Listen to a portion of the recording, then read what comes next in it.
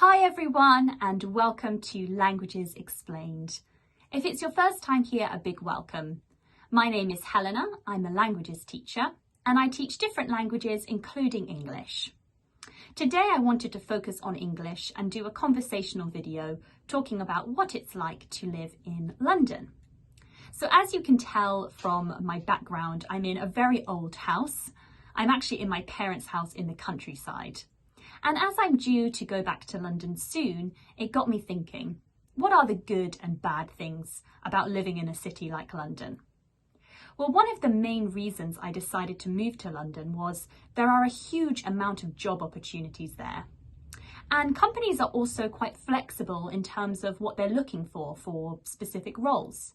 So I started working in sales in the financial sector, but I studied languages at university. A lot of my friends who also studied languages have gone into a huge myriad of different professions. And it's also quite easy, if you do the right work, to get promoted without people being so stringent about you having the right qualifications or the right experience. As long as you do the right work, they recognise that and are willing to reward you.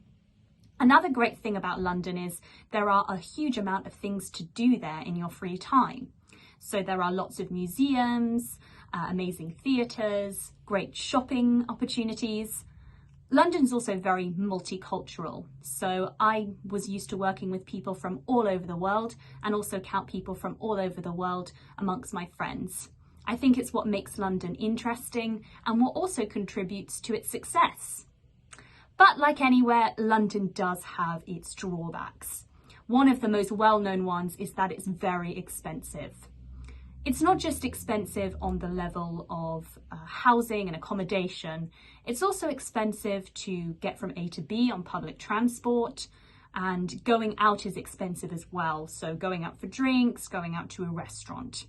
I would say this is counteracted somewhat by the fact that you can progress in your job and earn a salary that allows you to afford some of this lifestyle, but I will say that there are some things that you really feel the pinch on when you're living in London, especially as a young professional. Another of the drawbacks of London is it's huge. So I quite like this, but I know that some people find it really overwhelming. And there are some boroughs that are very quiet and you could almost feel like you're living in a suburb or maybe even at a push the countryside, but there are some places which are super, super busy. And because it's so big, going to visit your friends can take a really long time.